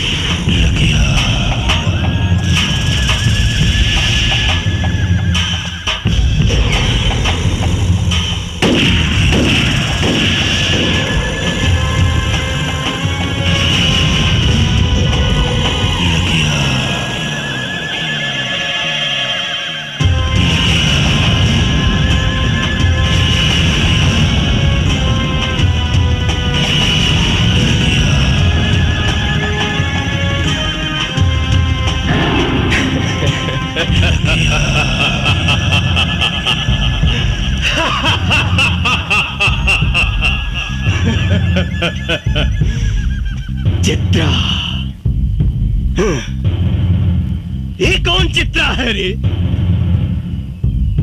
एक चित्रा वो थी जो मेरी जान थी, और ये दूसरी चित्रा कौन है जो मेरी जान की दुश्मन बनी हुई है?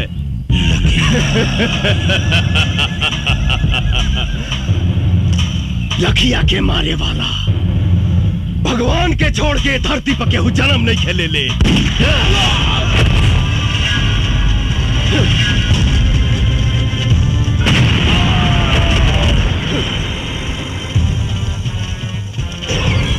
पुलिस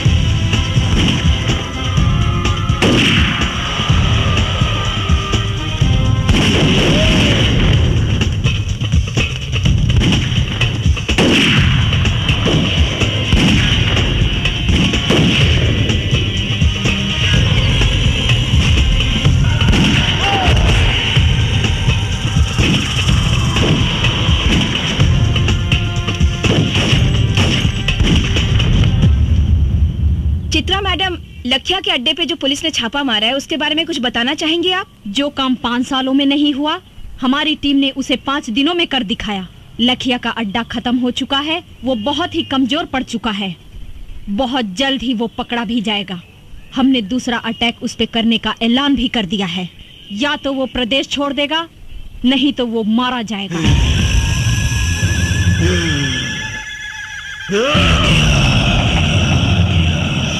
मरेगा, सब मरेगा।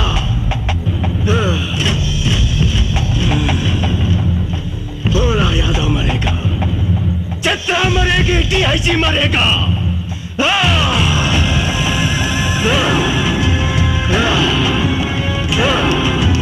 24 घंटा के अंदर मुझे जितना चाहिए।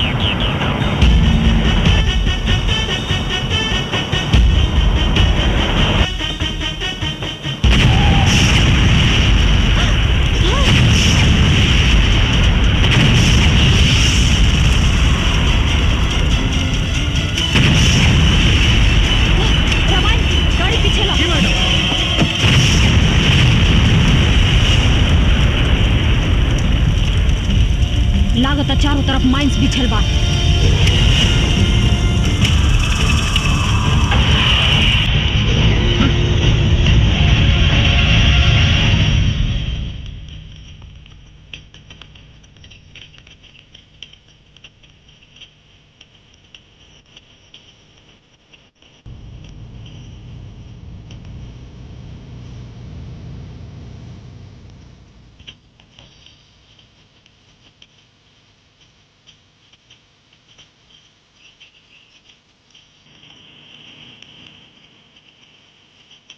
भैया इली राउंड शिकार आ गई।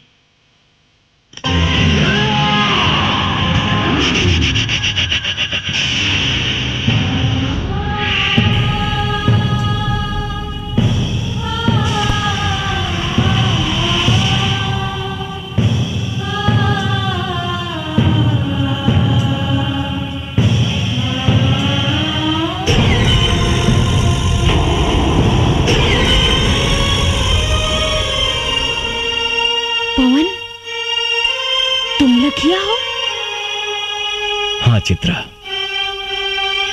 लेकिन तुमने वर्दी कब पहन ली? हमरा ना मालूम रहे कि तोहरा से मुलाकात हुई ओहो ऐसन मोड़ पे। का करी चित्रा, IPS पवन सिंह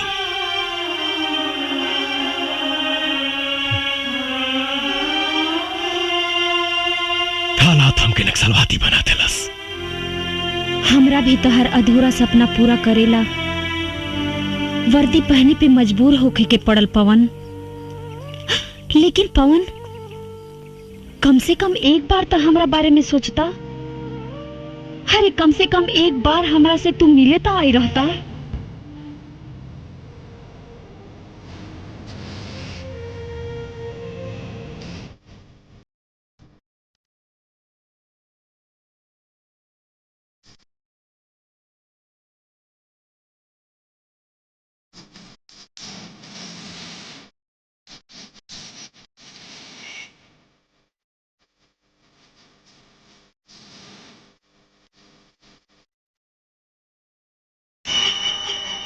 इसे चित्र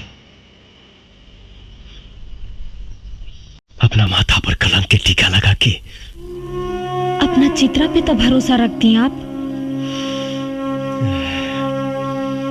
उताज भी बा,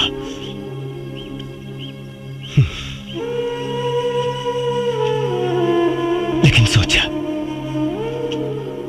जौना लेखा के माई बाप अपना लड़का की याद में रो रो के मर गई और वो अभागा अपना माई बाबूजी के चिता में आग तक ना लगा पौलस। हम तोहरा के काम होते गई थी, मर गई एसपी पवन सिंह। नया जन्म भइल बा हमार। लखिया हई हम, लखिया। लेकिन एकर अंजाम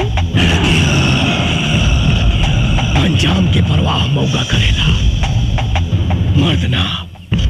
तू हमार हीरो बाड़ा पवन। हम चाहतानी कि तू सरेंडर कर दा, हम तहरा के बेगुनाह साबित करवाई।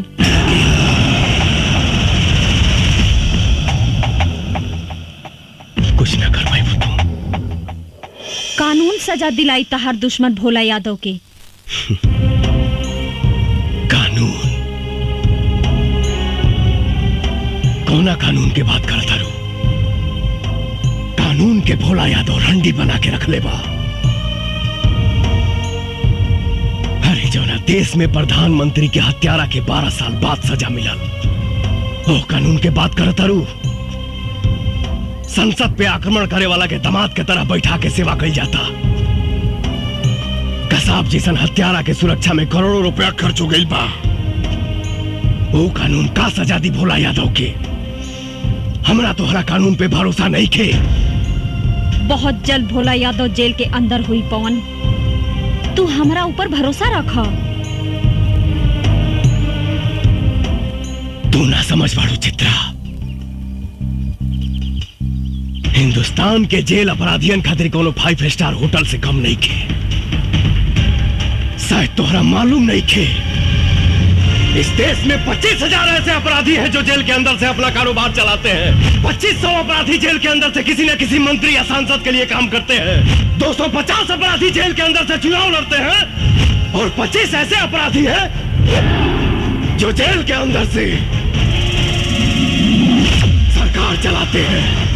लेकिन पवन, जिस राह पे तुम चल रहे हो उससे भी तो तुम्हारी बेगुनाही साबित नहीं होगी। इसकी चिंता कहां थी पहले? अब तू मिल गई बड़ू तो सोचब। अगर तू चाहता रू कि हम अपने आप के सरेंडर कर दी तो हमके 48 घंटा के समय था। हम वादा करते नहीं कि अपने आप के कानून के हवाले कर दे, लेकिन भोला यादव के खत्म करके। ठीक बा पवन, बाकी जाए से पहले तू हमार मांग भर दा। कहे से कि कानून के राह में शायद तू हमार गोली के निशाना बन जा और हम तहार विधवा बन के जियल चाहता नहीं। कैसे तुहार मांग भर दे चित्रा?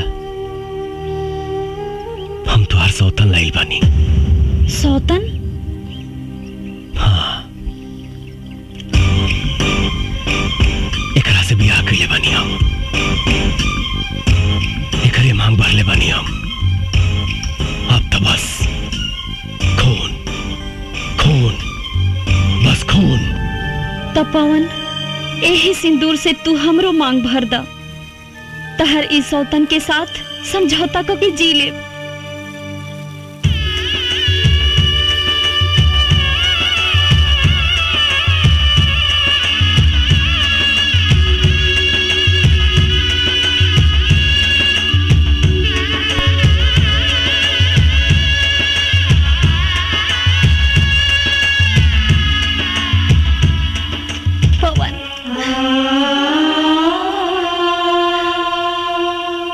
एसपी चित्रा, आप जहाँ कहीं भी हो हमें सिग्नल दें। पुलिस चारों तरफ से जंगल को घेर चुकी है। आप हमें सुन रही है तो सिग्नल दीजिए। बहुत देर से देखत बानी तोहन का प्रेम लीला। अब पुलिस आ गई बा, तोहन के कहानी खत्म। ए चित्रा, तनिक भी चालाकी के लेकर कोशिश कैली तो तोहन के लव स्टोरी का द एंड यही हो जाई।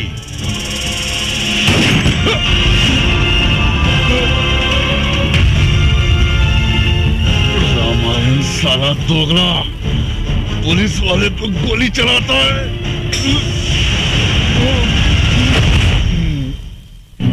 क्या करें दरोगा साहब, हम तो जन्मजात दोगले हैं, लेकिन एक बात याद रखिएगा, रामार सिंह अब्दुल सब कुछ कर सकता है, देश के साथ गद्दारी नहीं। और तुम साले गद्दार हो।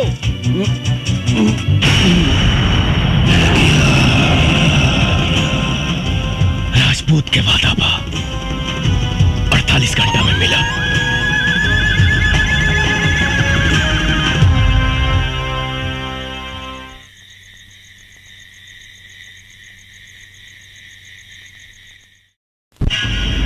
घंटे के अंदर भोला यादव का खात्मा। एसपी चित्रा का दावा कि 48 घंटे के अंदर लखिया को जिंदा गिरफ्तार करेंगी, लेकिन लोगों का कहना है कि लखिया ने आज तक किसी बेगुनाह को नहीं मारा।